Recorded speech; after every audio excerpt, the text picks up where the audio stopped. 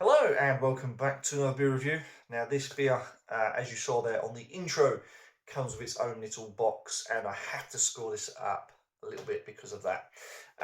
What we're talking about? Well, we're talking about this, and it's by Firestone here, in the US. And forgive me for my pronunciation because we say things differently in England. But in England, this would read between two Grahams, which makes no fucking sense. But in America, they would say it's between two grams, as in graham crackers, etc. Um, this is the 2023 edition, so this is already like 2 years old now. Been aging very nicely. This is vintage number one. It's a imperial stout, aged in bourbon barrels with chocolate, vanilla, and cinnamon. And we can see there it's 11.5% ABV. We have a whole paragraph on the back there, just a whole box explaining who they are, but I'll just read the first paragraph because it's too long to read. So it says, our brewery began in 1996 when we delved into the rare art of fermenting beers in oak barrels. 10 years later, we took our barrels to the next level by aging beer in vessels inherited from bourbon houses and other spirit producers.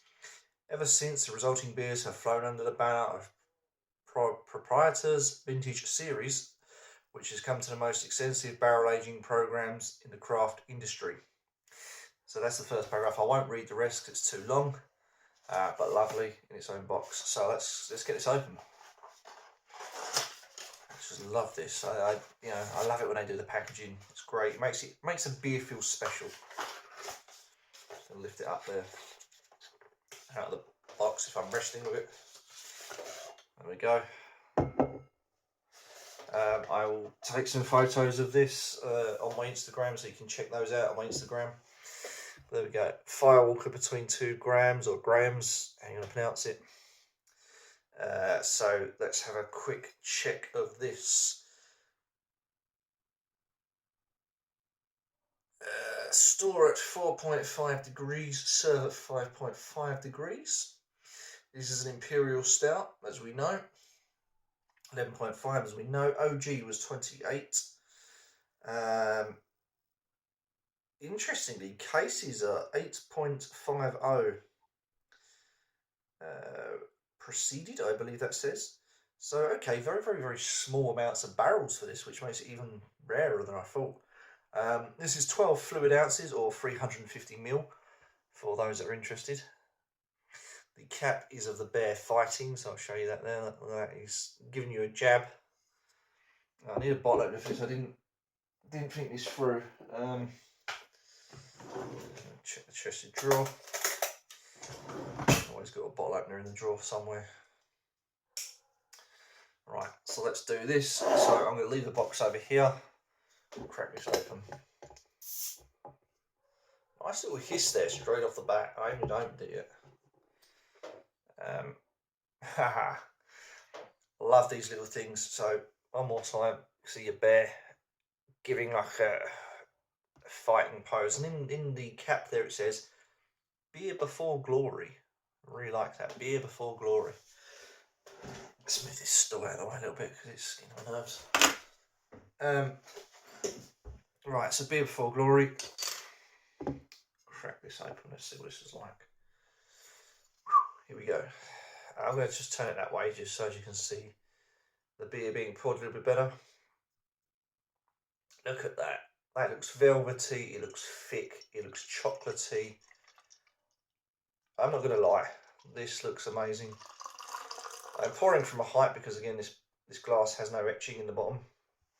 So I'm going to want to build a head on it. And I think I may have overdone the head, but it'll go down. So again, big sandy head, jet black as you should be. Let's crack on with the aromas.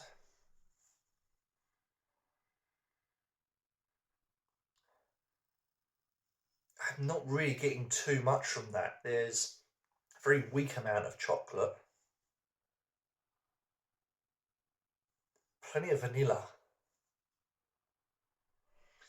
I want to say a cedarwood kind of aroma there as well, which is really off-putting, if I'm being honest. I think that's probably the cinnamon trying to come through, but because it's so, well, not chocolate dominated, but because it's like there's other aromas that are stronger than it. It almost fails to get through on the nose.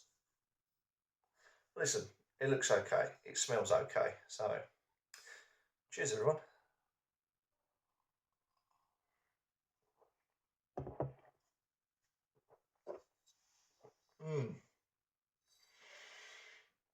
Wow. Holy moly. Oh, that's good.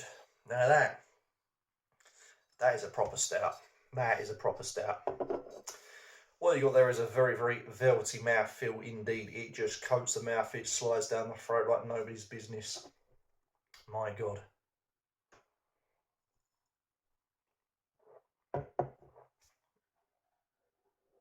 Oh, that is something else. There's plenty of chocolate there. Now, I don't know if it's the cinnamon that I'm getting, but I'm aware of something else there. I couldn't tell you if it was cinnamon, but there's definitely a flavour of salt, so there's definitely a spice to it, especially on the aftertaste. Goes for the mid-tongue, especially. On the mid-tongue, I've got a spice going on. I know that's probably the cinnamon, but if I hadn't read that there was cinnamon in this, I wouldn't be able to detect it. I wouldn't be able to say, yep, that's cinnamon. All I know is that's a spice. A very pleasant spice, might I add. There are some chocolatey notes there. It's actually quite boozy. You know, for 11.5, you can taste the alcohol mid to finish, you know, even on the start. If I burp, so I have a good beer. Even on the start of the initial taste, you do get that booziness. But for me, it's that velvety mouthfeel. This is what makes me want even more of this.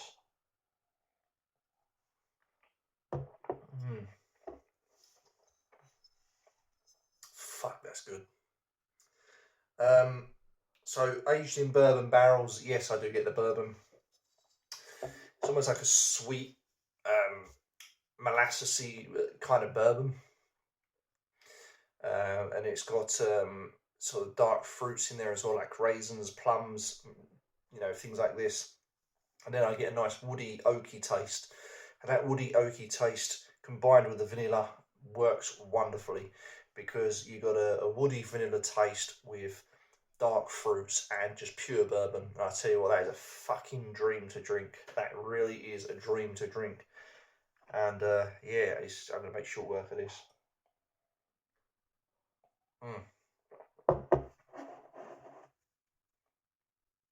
Over halfway down, it's just easy to get down. Smooth, beautiful, well put together, well made is what I would say. Out of 10, what would I score this? Well, you know this is going, people. It's an easy 10 out of 10 for me. Absolutely love it. Great stuff. Can't fault it. Flavourful, boozy, dark, rich, indulgent. Well, what could you ask for from Imperial Stout? So there you go. Join me next time, fans, viewers, for my next beer review. And don't forget to like, comment, subscribe.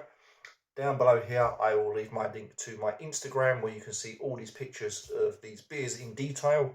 So come and check that out and follow me.